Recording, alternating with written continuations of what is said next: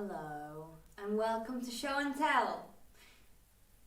If you've come here through the Composers Festival, and I hope that's the case, what you've just listened to was a series of pieces composed by people that I'm joined with today, here, right now, and we're live from the Conservatory, so anything can happen. Bear with us. We just listened to a piece called Going in Circles, and then a piece called Loops by Adam, who's joining us through Zoom from Poland. Then we listened to a piece called The Hunter by Silvia. Yes. We're joined by two lovely ladies, Ainhoa and Michaela, who were performers of this piece, and we're going to talk more about this in a second. And we listened to a piece by Raivis called Graduation Music. And we're also... Hello, Raivis! He's joining us on a Zoom call from... Latvia. From Latvia. There you go. 10 points to Latvia. Eurovision reference. Hot references. Anything is possible. And we're also joined by Mr. Sam Weller. Mr. Mrs. Yes. And what did you do, Sam? I conducted the 3 pieces. There you go. So I thought it was very formal. So, but thank you. We're first going to talk about Sylvia's piece, The Hunter. The Hunt. The Hunt! Sorry. I'm so sorry. The Hunt. Would you like to tell us a little bit about it? Yeah, sure. So basically it's a criminal scene for musicians. And at the end I hope that everybody guessed who the hunter was, because there's only one real hunter. And we have her here with us today. And we also have one of the killed instruments. So, yeah. What instruments did you guys play? Will you tell the audience the roles that you played? I play oboe, and I play the harp, and I was the supreme hunter, as Silvia described me in the description of the piece, and I killed my friend, oboe player, during the piece. I also loved that in the videos, you guys each got a moment to express, I died, or I'm killing everybody. Exactly. Did you guys talk about it? I'm assuming you talked about it, right? Before. Yeah, not before, but during the recording, then the cameramen were like, no, but now look at the camera. And I was there, and for 10 seconds they were in front of me. It's like, and then I saw my face after. In the video. That's so scary. It captured the real feeling. It felt like a hunt. Yeah. Everybody was super sincere about it. Yeah, But very Silvia, sad when she we died. were like, did it feel like you were dying? Like you were written off? I feel tired because the playing was so intense. Yeah. And then we were like, okay, but you have to be like this, looking at the camera and thinking you were dead, no? But Well, that's a nice combination then, because then you are sort of dead. Right? You put your instrument away and you're like, I can't Yeah. anymore. I'm dead. the break for sure was done. Like, Oh. And your energy levels had to stay up. Yeah, Because you were the killer. Yeah, exactly. Even your last look, it wasn't a look of defeat. It was a look of, I'll be back. Yeah. And then everyone. back. Yeah, exactly. I hope so that Silvia will do a longer piece or a second part where I kill actually everybody. But Yes, I mean, not that I want to. You heard it here first, guys. You heard it here first. No, well, I don't know. I'm the supreme hunter. Bueno, yes, there can be a plot twist in the end, but I haven't decided yet. No, I think you will kill everybody in the second part, for sure. It's more fun this way. I agree. Why? Oh, because nobody will be suspicious of the harp. Exactly. It's the last instrument It's to true. be like, oh, she might be the killer. But in fact, she has more chances than everybody Clever. else. So you're also playing with the audience's expectations. A lot. Yeah, actually, I also asked for the video that they showed that the brass was the killers, because I assumed people would imagine they would be most likely the killers. But no, they are not. They are victims as well. So In English, we call that a red herring. It's a distraction, a diversion. yes. Why do you think people would think that the brass would be the killer? Oh, because they do many flips, like in just up and down. So I thought maybe somebody catches the reference. Oh, yeah. And maybe somebody's like, oh, okay, they are the killers, easy association. But But I all don't know if it along, worked. it did work. Because I personally didn't expect that it was going to be the harp. Yeah, that's the thing. It had to be unexpected. That's why she's the supreme. She masters the art of killing. I mastered it. Very subtle too. Yeah. Yeah. It was was this like a Hunger Games idea? Maybe not as commercial as Hunger Games, but yeah, in that way, yeah. That was a commercial. Yeah. I like what you said about playing with expectations. I actually, after reading the program note before listening to your piece, I sort of somehow expected that the hunter will stay as the last one surviving. Nice. But I'm looking forward to the second part. Did you expect it was the harp? Was she suspicious? But it was an oboe, right? In the end. Oh, what? Because of the oboe. Nice. No, the oboe died. The oboe is dead. The oboe is super dead. Super sad. But Sam, were you aware of who was dying and who was being killed and who was killing? Yeah, I had really entered the part that stuck out to me most when I first got the score and studied it was flute is dead in bold on the top of the score, and I was like, what the hell does this mean? But, no, it was really interesting because the way you wrote it, the instruments sort of falter out, and there's a nice little exploration of a few little extended techniques at the end, like your multiphonic reed croaky sort of which comes out at the end. Yeah, it's kind of like you're just like Dying breath. oh, I was going to say sort of just expelling Okay. all bodily fluids. That's cool. The idea it's okay. Well, the dying breath I think was the flute going. That's for sure, yeah. Yeah. And She's struggling. the viola was a blood-curdling scream, like a, which I think was quite obvious. Yeah. How are you going to kill me? Or whoever Oh, I gets to don't know. conduct part 2. I have to think about it. Like, Yeah, I'm pretty free. Please keep it The last one killed, right? Otherwise you have to let the inhalatory work. no, But no. then does the conductor kill the killer? Yeah, can we? No, sorry, there's no negotiation. It has to be the killer. Damn. Thank you, Silvia. Can you play harp? I can do anything if I have If you can enough survive. money. Cut to a break! Yeah. I'm joking, we're not going to cut to a break. Well, yeah. How much do I have to pay you to play as harp? Play a harp. I don't know. Well, it depends how good you want it to be. And what I'll play a harp right now. Who's got a harp? Bring me a harp. I go, it's there. Open call. If anybody has a harp out there, we're room 445. Right in the chat if you Conservatorium. have a harp in your home. Yeah, no, but you could do something interesting without a conductors aren't that important. So you get Let's talk about this. Let's unpack this. Also, for the other composers, to what extent is a conductor important? I should leave that to them first. No, I also want you to bring it. I'll answer. Yeah, what do you think? I want to see what they have to say first. Raivis? Very much. Very much. I think very much because, well, yeah, the composer, the conductor that is like the interpreter of the piece. So, I mean, we cannot sing without him. And Or her. his vision, the acting, everything. So, but it depends, of course, if the ensemble is like based differently, if they have a different system where like they work like chamber music as we see nowadays. That's manageable, but I think somehow the conductor, we need them. Thank you for that endorsement. Actually, once I wrote a piece for 2 conductors to see them struggle between themselves. What shall I do tonight? Let's stir up some trouble. They did it perfect. So actually, they are very organized people, way more than we composers are. At the moment, we need them. Together, it's a perfect match.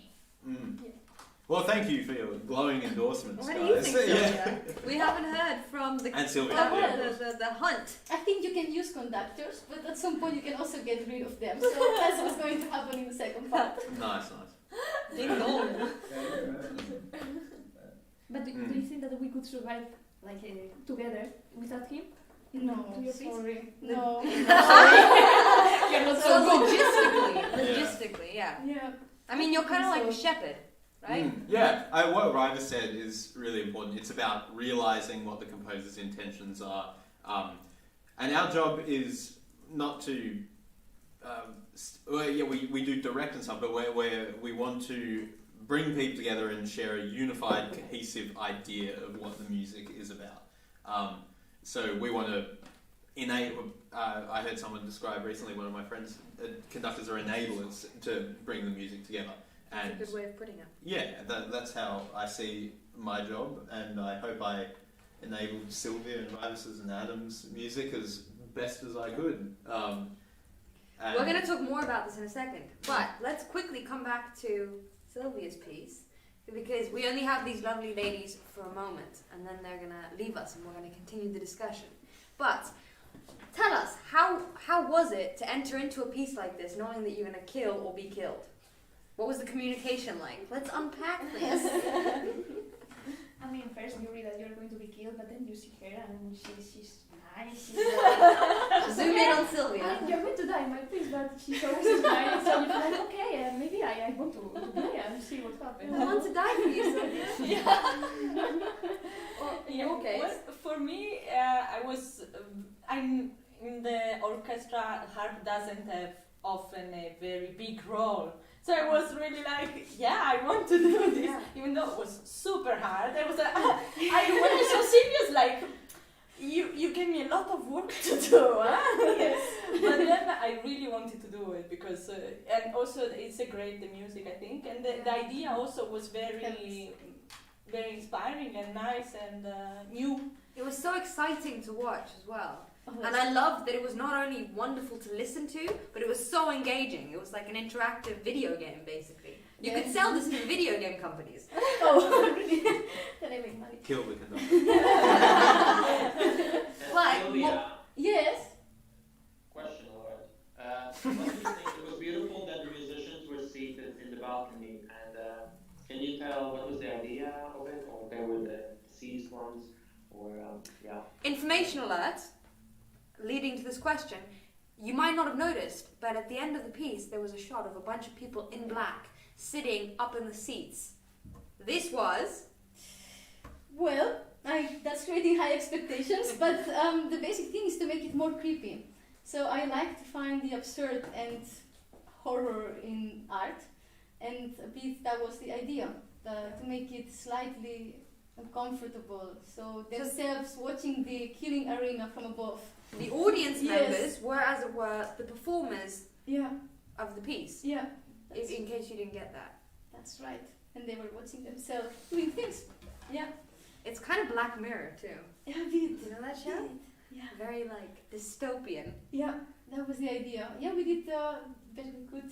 It has a nice tie-in to the Corona digital thing that we've been going through. Yeah, Was it infused with this? not really. Like I'm really hoping that things go back to life, normal life. So I try not to create with COVID in mind as much as possible. So Good call. I try to go in it.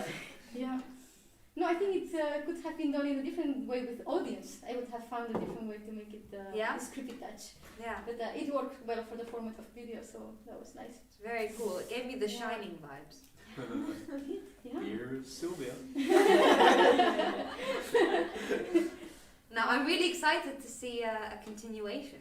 Yeah, me too. I haven't written anything yet, but I have a list of possible killings. And Who's the gonna order- die next? And the final battle, because I'm imagining it as a final battle of survival between Wow. the Supreme Hunter and who knows? And who knows who? Who knows who? I have a question for you. Yeah. Would you ever expand it to a full symphonic orchestra? If I could, yes, please. Yeah, because I Yes, think please. naturally the writing is very Yeah.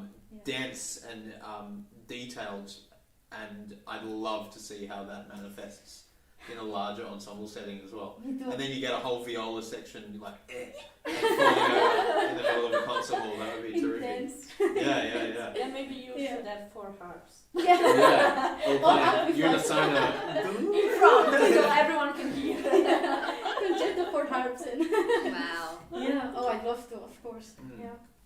You should do it. Yeah. I want to hear this. In the future, maybe. I mean, all the musicians were super happy and they were like, yeah, Silvia, you should do a bigger version. We want to hear more. Yeah. Let's Isn't that enough? It was a really enjoyable piece to work Yeah. on, and there was lots of stuff that we could work on as well. It was fun to write as well. So yeah, I think I found something for myself that works. Great. It's nice. It's Yeah. nice. Yeah. And I'm happy that nobody complained. I was a bit afraid, actually, honestly, that people would be like, oh, why did you choose me first to die? Or Take it personally. Like, Right. do you want? Less notes to learn, less notes to practice. yeah, that's the other thing. I thought, like, I was happy because I wouldn't have to practice much. Yeah. Next time you Silvia make a piece that you can even kill the audience members.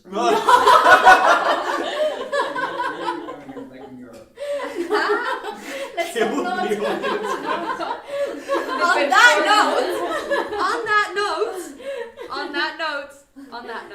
On that note, we're gonna wrap up first on this note, on Silvia's note. We're gonna wrap up for a moment, and then when we come back, we're gonna talk about Adam's piece and Raivis' piece, Yeah.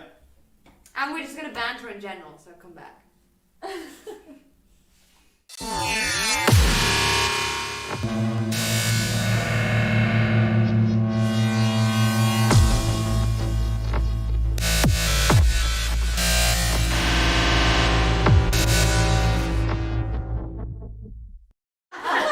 How is it 20 minutes? Now, nothing. We're just going to the...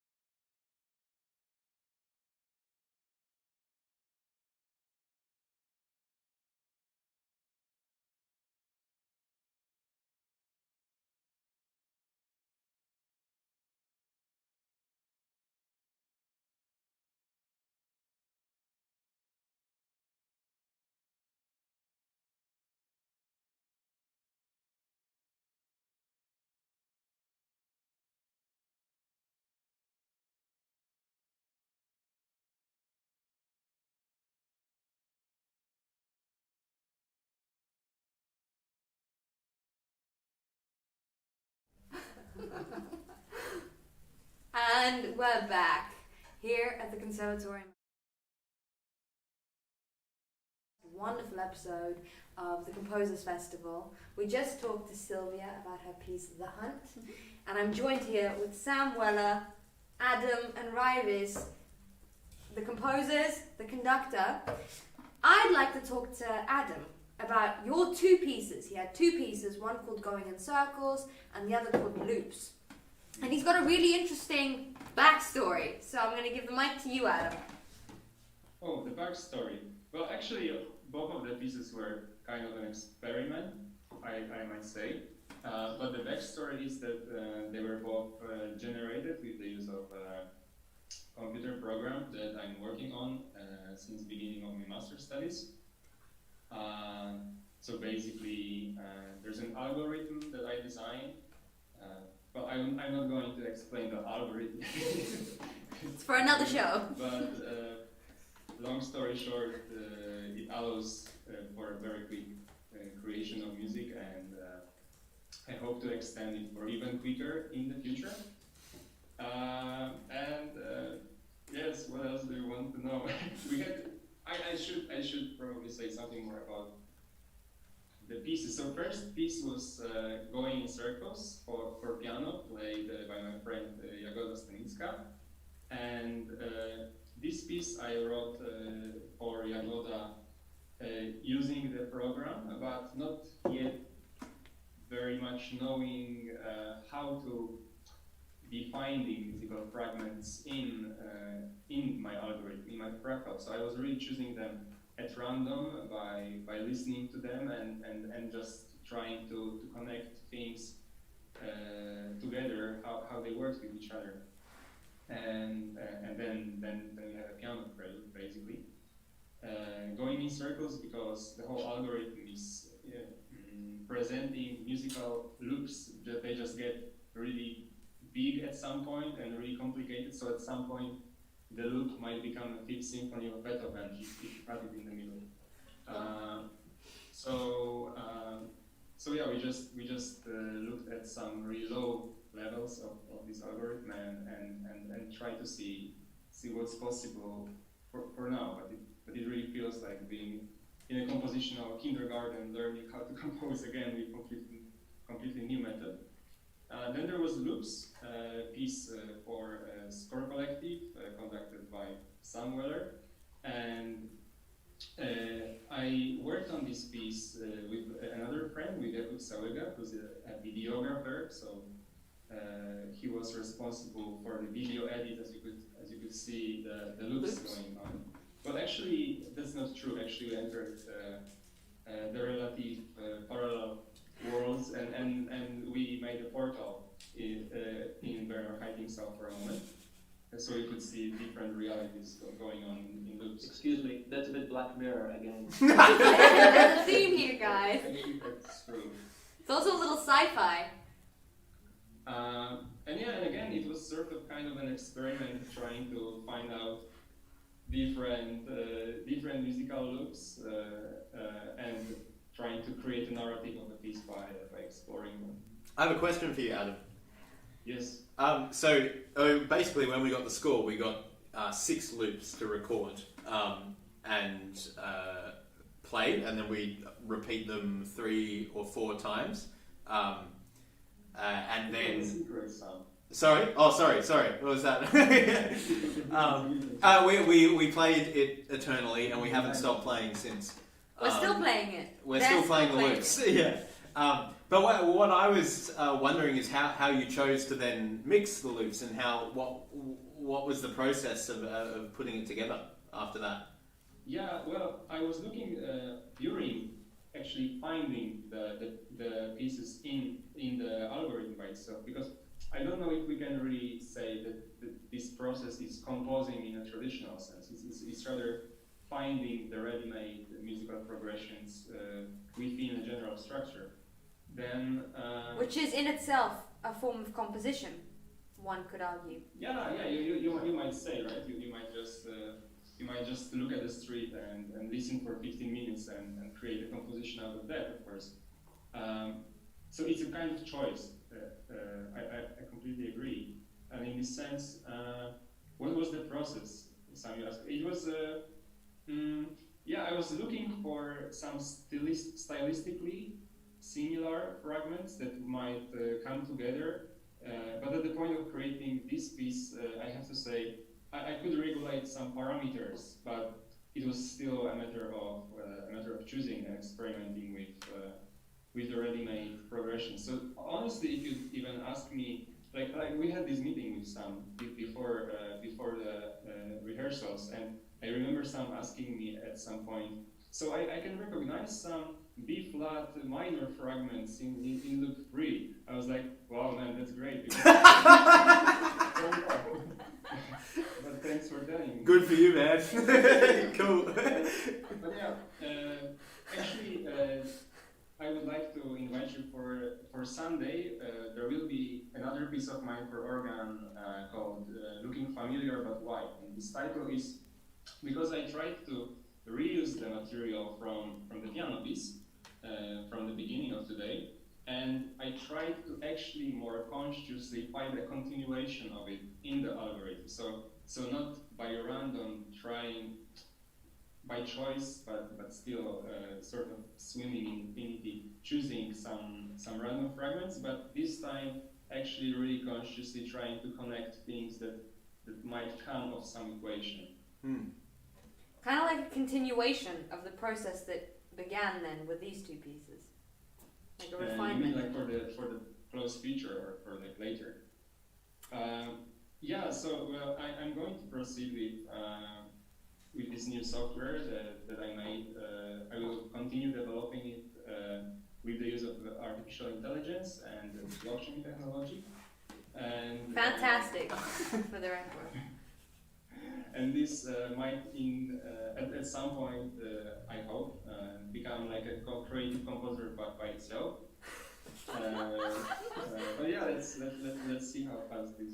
Is that the dream, to have a separate composer do it for you? Yeah, I'm gonna just be an accountant then.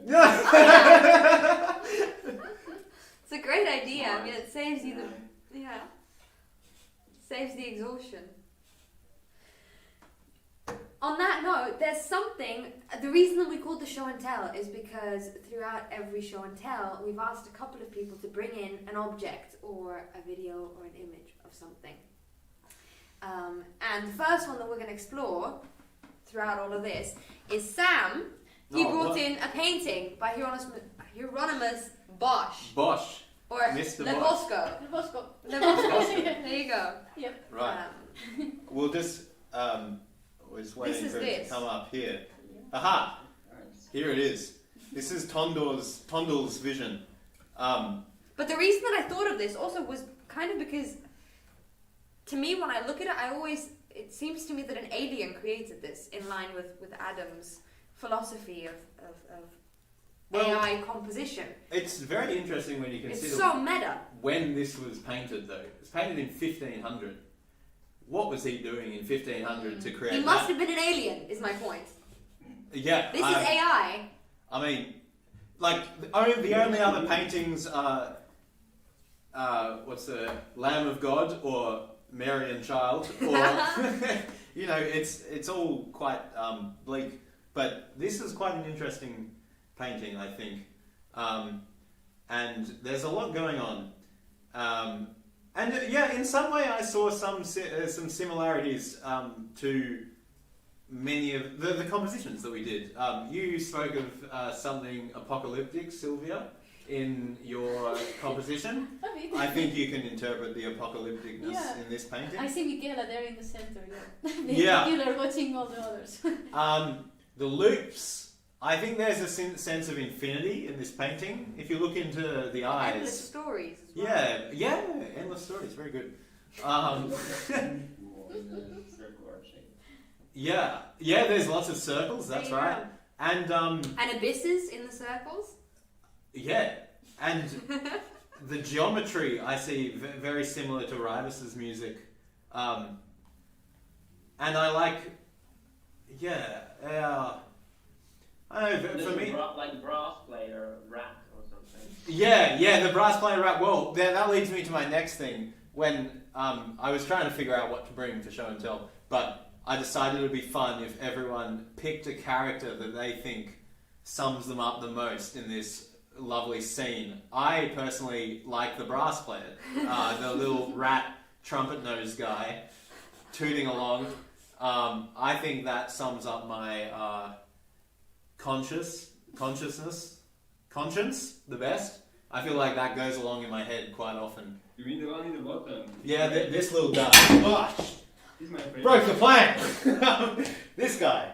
You can't see this, can you? Can you see that? No. No. No, But we can see it. We get it now. I mean, the guy's got a little green top. Looks like he's wearing a half egg at the bottom. Got a knife, and he's got a little trumpet nose. Yeah, that's the one. Right in front of the bath. Yeah, I completely broke that plate. That's okay. We're not. Bloopers. You guys all should also let us know who you are in the chat. Yeah. Who are you, Sylvia? Oh, that's a hard question. I'm the one in bed sleeping. In bed Oh, sleeping. that's Nice. a nice one. I don't know what's that, a rat being visited? by a There's a rat? few rats in this. You're painting. visited by 2 mice. I will change my mind then. But they're kind of just like stroking your hand, so it's a friendly. No, that that's- was the one that's you fine, you that's fine. resonated with the most straight away. Go. So it Yeah, must be it's it's okay, yours. I'm not done. Yeah. What about you boys? On the I Zoom. think ghost on the left with showing the light. Adam is showing the light. The ghost on the left. Did you see that one? Can we see the image again? No. Yes. Oh. But I mean, doesn't like this. Can we bring the image up once more? Rami was the naked one. Ramin is our wonderful operator who's been organising all Oh, of the this, ghost by on the way. left with the little red hood. Oh, nice. Oh yes, he's got a really funny face. Visiting the naked lady.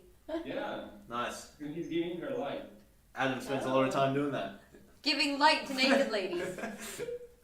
Is it a metaphor? The light is the AI and the naked lady is the world. Everyone's naked here. Everyone is naked here. You heard There it you first. What about- Raivis, yeah. Who you are? Yeah, I think I'm definitely the person lying down on the head. I was gonna say with the snake. Exactly. With the I mean, there's too much symbolism with the monkey, which is the chattering mind, and then the wisdom of the owl, and we're trying to balance it all, and just like contemplating in the air as the world Fantastic. passes. It's just too beautiful. Let us know in the chat what's coming out of the nose of the guy. I can't work it out. Something coming out. It looks like money. Yeah. You know, Ka-ching. like coins. If there are any art historians out there, talk to us. Dutch painter. Dutch painter, indeed. Dutch. Yeah. Yep.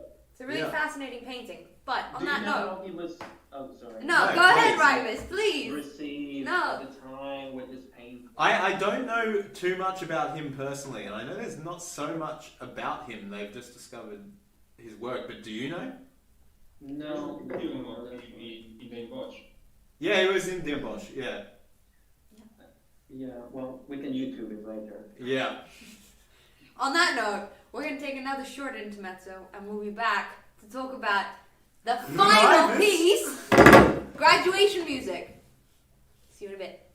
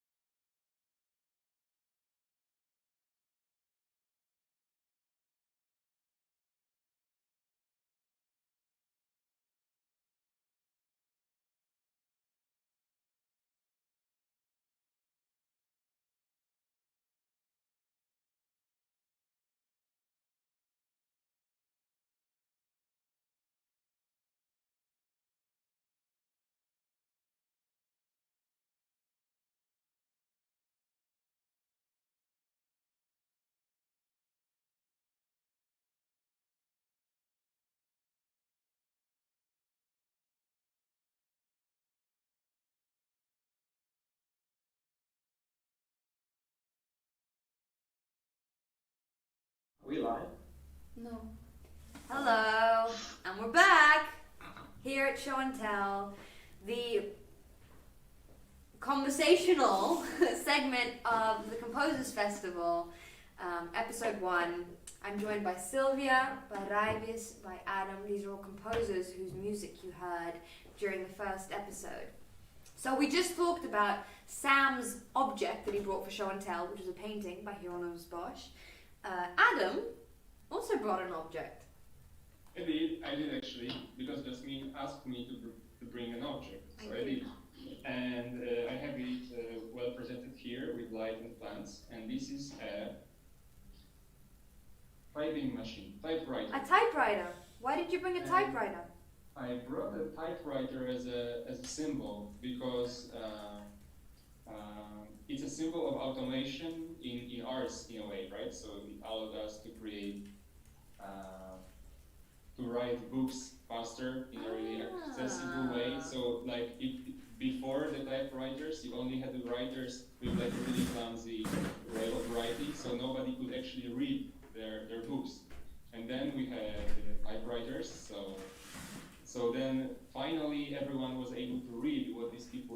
write. So I thought it's a nice symbol of automation, which I wanted to compare to. I see the tie-in here. You're creating the typewriter. Yeah, in a way. So no, actually not. Do you ever use it? In this sense, it's a bad comparison, but you get the idea, right? It's Yeah. like a whole thing that made people do things quicker. Do you think people are afraid of progress like this? In the meantime, Sam has also joined us again. Sorry. This is an invitation for him to enter again. But Of course, people are afraid of progress. Like just an example of industrial revolution. People lost the jobs. People were destroying machines, saying like, can I have my job back? But with AI revolution, probably it's going to be the last one, so nobody has to work anymore. because the AI revolution is going to wipe all of us out, right? No, because yeah, this as well. But if not, there's a small chance that it might work for us, so we can take our time on enjoying other Hopefully. stuff. There's a small chance. Yeah. When was Terminator set? What year? I can Google this. Okay, maybe this is a Google event for another time. Yeah. But this is fascinating. I was talking to somebody in AI, and they had told me that the reason it's so scary is because when we develop AI to have learning capabilities, right, then it's a self-evolving technology. That's the goal. But in itself, it's gonna be unstoppable because it's ever evolving. And then when they start to develop sensitivity and empathy and emotional capacity, trouble lurks ahead, ladies and It's gentlemen. called evolution, right? We had monkeys, we had humans, we're gonna have AI. You think we're done? Humankind. We've had our turn. We messed it up. Robots, or I don't know. AI to be more empathetic. This is a great tie-in, mind you, to Raivis' piece. Shall we? Raivis wrote a piece called Graduation Music, also conducted by Sam. Tell us about it, Raivis. So the story behind it is a bit, it was like a personal breakthrough for me, a bit. At first, actually, I mean, all graduating composers have this score collective project, and usually score collective is a large ensemble. And in autumn, I thought I'm going to write something like a piano concertino or something with many people. But as the pandemic evolved, the size of the ensemble was shrinking also. So at one point, it was just 6 musicians, and I was just like, I have no idea what I would write. So, yeah, and because also I write a bit different music, like the ensemble is all like instruments from each group. And usually I write for like groups or quartets or something, so it was quite a challenge for me. But I decided to just write sort of brass, let's put brass together, let's put the piano, let's start bashing, and let's put some graduation. So quite straightforward. And one of the biggest inspirations for me actually this year, and like a rediscovery, was Michael Nyman's music. This was Raivis' object, for show and tell. Yes. He is a British composer, film composer, but also his music is very interesting. It sort of stands in the middle of a genre like classical music, contemporary classical music, and film music. It's really quirky. It just gives me the energy. It makes me so happy. And actually, that's the music also I listened when I started music, when I started to study music at the age of 13, 14. So only now, and now this year was a bit like, yeah, connecting with it and being like, hey, this is really cool, and I have so much inspiration from it. So why not, like, as well, allow myself that kind of freedom in writing? And also, the main motive for this piece was like not to give a fuck and just write whatever I please, whatever I want, without intellectualizing it too much, which for me was my bit of a problem previously. As it is, if you've been in an institution for so long, right? Being graduating composers, that's also a bit of a thing, right? That's quite a topic, yeah. To break through, yeah. Which I could talk a lot. But yeah, for me as well, this was important because it's like I'm with one leg out of the institution already, so I'm sort of like maybe taking more risks somehow and utilizing perhaps what you have learned in the institution itself. Exactly, as well. So it's pretty exciting, and Yeah. I really like the sentiment of the video that you brought as well, and it's got a great name. What's it called? Chasing sheep is best left to shepherd. What a great name, right? It's amazing. Almost as good as graduation music. Yeah. Do we want to listen to it? Video? Let's listen to an excerpt. You can listen to the whole thing online. Look it up. It's good.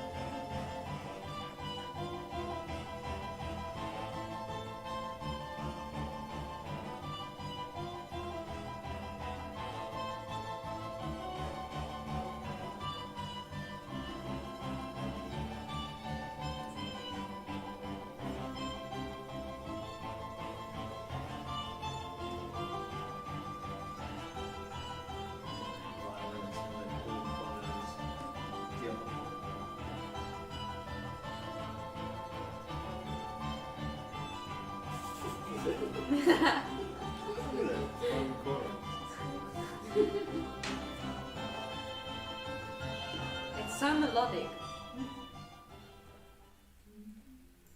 That's the vibe. That's the vibe. It's so playful and it's so free-spirited. It's yeah, it's really fun, and I love that also for the musicians you have these bizarre parts where they're playing repetitively something that you would look at it and you would be like, oh, I don't want to do this.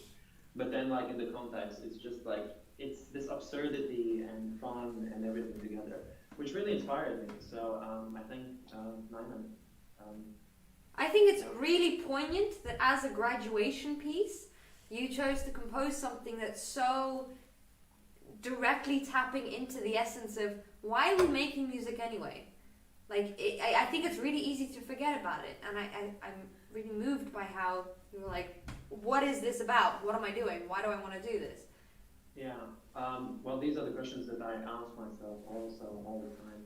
And somehow, yeah, through a lot of experiences, I managed to come to this point where I just decided, just write, just don't think, just what you like. And it was interesting, to connect with the inspirations that I had as a child also. But that takes time, because we need to spend that time learning different things, doing things that maybe we're not really comfortable with. Composition isn't as simple, perhaps, as learning the tools. You have to do a bit of living, as you say, and a bit of processing. Exactly. Yeah. It sounds like this was the culmination of a long process, though. Yeah, definitely. Yeah. Where do you think you stand in relation to that now? Where's Raivis at? Raivis, yes. I think this opened a bit of a, if we speak in genres, then like a post-minimalistic world, because for a longer time I was experimenting, also writing like post-romantic and some other things.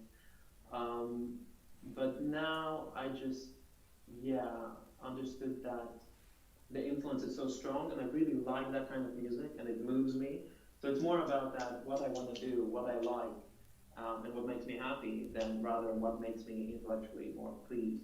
Because for a longer time I was trying to write revolutionary music, which actually doesn't work that way. Like, I think you write more revolutionary music when you are more true to yourself, than when you're trying to match with contemporary classical composers who are writing scientific music. And that's all great also, but I just learned that that's not for me, and that perhaps I can allow myself to be more silly, more transparent.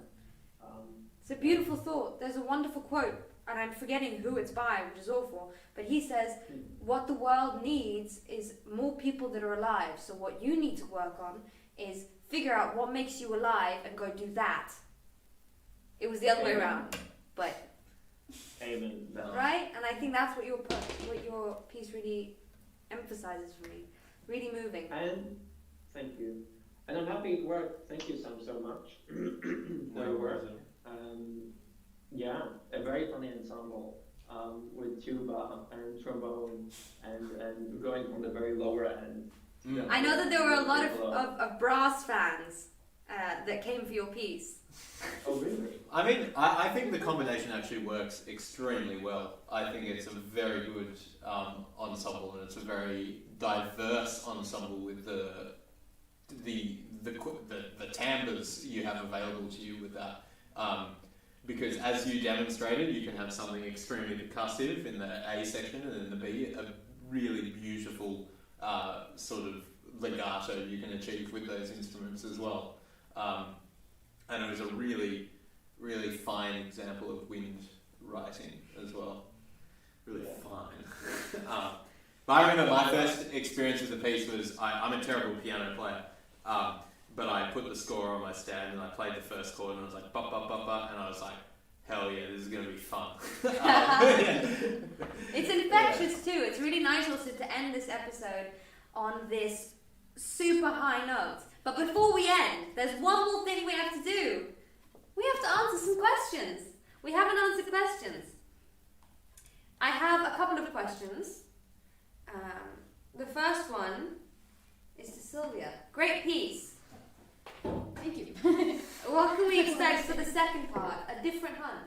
A different hand, yes, for sure. Yeah, it's we have to kill the others, so there's still some instruments, actually 5 and a conductor. Nice. You've gone down. We've covered this already. We reinstate that you're going to die. Yeah. So, you know. So yeah, maybe when I have time I will write the end, for sure. That's on my plans. Exciting. Yeah. Next year, y'all. Yeah. We're going to make a separate festival just for the hunt. It's going to be fantastic. Okay. Another question we have is, for Adam, did you overlap different realities at the same time in the final mix? What? Wow. To such question, I can have only one answer. Yes. Of course. Do we have any more questions? That's fantastic. I have a question for Raivis. Yes. This is something I am personally interested in, and I ask a lot of people this, but I'm really curious as to your answer. I asked my therapist this. Do you think a composer can be both a liver? Because as a composer, you have to transform your experience, right, into something else. You can't just live the experience and then hope that it shows up, right? There's a process. But so where's the balance between? I guess this is a question for all of you. Where's the balance between the living and the translating? Can you be both at the same time? How do you differentiate between the person and the composer? Well, I think that you mentioned one without the other, without the second, right? I mean, you can have all the tools that exist there, but if you don't use them to tell a story, then you're for nothing. In the end. But you're writing music for artificial intelligence. Yeah, as I said, this was for experiment. I want to use them at some point. Sure. I want to write Absolutely. these great pieces at some point. For now, it really feels like being at the beginning of a really exciting journey that might allow me to overcome myself in the future. So Amazing. Yeah, that's very cool. it would give me the tool to create something that I would be satisfied with, but maybe in just my own life, I wouldn't be able to achieve this with my bare hands. Yes. I think that it differs, of course, from person to person, but I imagine that the expression of art, for us, that's why we're composers, artists, is in a way an expansion of life in one way or another. For some people, even more true than maybe the reality they live in. And that's maybe a bit romantic or something, but in beginnings, that's true. I would say so. You just need to keep checking with reality that you're still there. Yeah, gotta check in every now and then. Exactly. But otherwise, it's Not like Hieronym Bosch, who actually took a little bit too much, so yeah. You checked in a little too often. What about you, Silvia? What do you think? It's a complicated question. I think for me, composition is a safe space. So I really feel alive when I'm composing. Yeah. It's I can create whatever I want. And, Yeah, crime scenes. Yeah, for example, or it could be something nicer. I mean, nicer, not so dramatic as well. But yeah, it's not so different. I don't know how to say it. It's very immersive, but it's a different reality. It's still alive. I don't know. Sorry, I was just checking for last questions, but we're going to put this away because I think this is a really wonderful note to end on. Yeah. Safe space, creating programming that hopefully helps you overcome and make music that expresses the real deal, and Raivis connecting to a higher and deeper and realer sense of consciousness. Thank you guys. Thank you so much for listening. Oh, we have one more question. Sorry. What's our question? From the panel that's communicating to me. Adam and Raivis, we have one more question. We have many questions. Okay.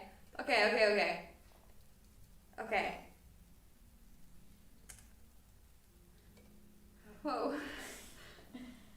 Okay. Coming in hot.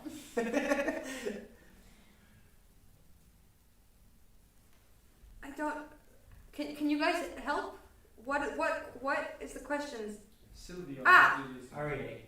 or Aregay also. So we're gonna first go to Adam. Adam, did they teach you to control the very fabric of time and space here at the conservatory, or did you teach yourself this?